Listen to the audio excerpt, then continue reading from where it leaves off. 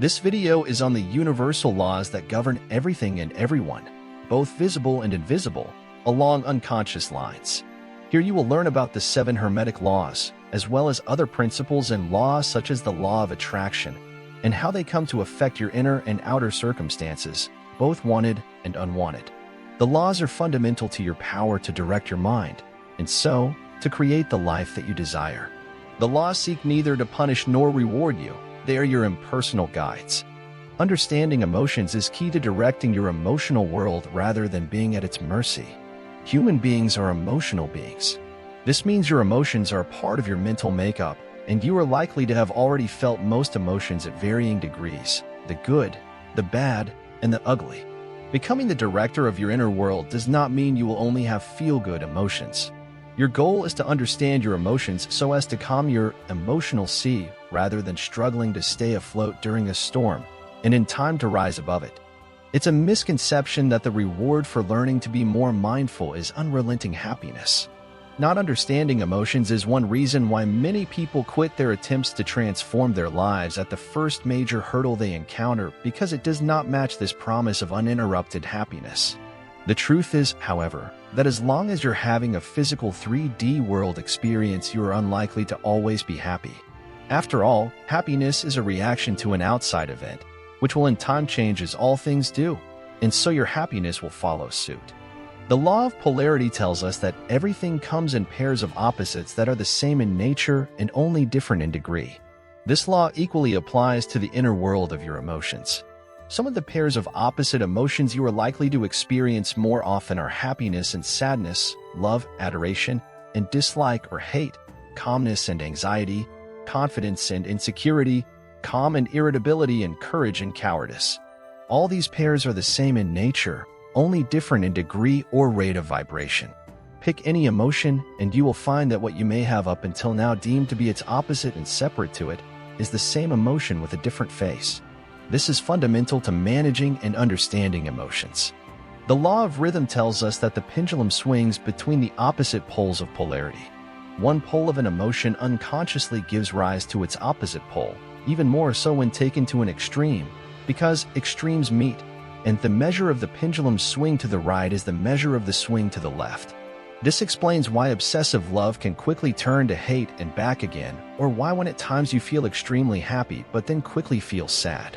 The reason is that these pairs of seemingly opposite emotions are the same in nature, only different in degree, as are all pairs of emotions. And when one emotion is expressed to an extreme, it will give rise to a roller coaster ride between itself and its opposite, courtesy of the operations of the law of rhythm. This is key to understanding your ever-changing emotional world. The law of vibration tells us that everything vibrates at a specific rate of vibration or frequency, and this applies to your emotions as well. Positive emotions have a higher rate of vibration and hence are lighter or more subtle, while negative emotions have a lower rate of vibration and hence are heavier or more dense. You have probably already noticed that positive emotions such as love and courage lift you upwards and make you feel light, whereas their respective opposites of hate and fear weigh you down and make you feel much heavier. We also know from the law of vibration that higher rates of vibration have directive power over lower rates of vibration. In the context of understanding emotions, this means positive emotions have greater directive power over negative emotions, which in turn means positive emotions can more easily cancel out or negate their negative counterparts. You need a lesser amount of a positive emotion to cancel out its negative counterpart, and a relatively greater amount of a negative emotion to cancel out its positive equivalent. For this to hold true in your experience, you must aspire to maintain an internal world of more positive emotions. Otherwise, you have nothing with which to cancel your negative emotions. To better your understanding of emotions, it is useful to think of positive emotions as being higher emotions, negative emotions as lower emotions, and when either side is expressed extremely, you have extreme emotions. The idea of higher, lower, and extreme emotions does away with thinking of positive and negative emotions in the sense of good and bad. Every emotion has its own rate of vibration, which is either lighter and so higher, or heavier and so lower than any other emotion of its own kind.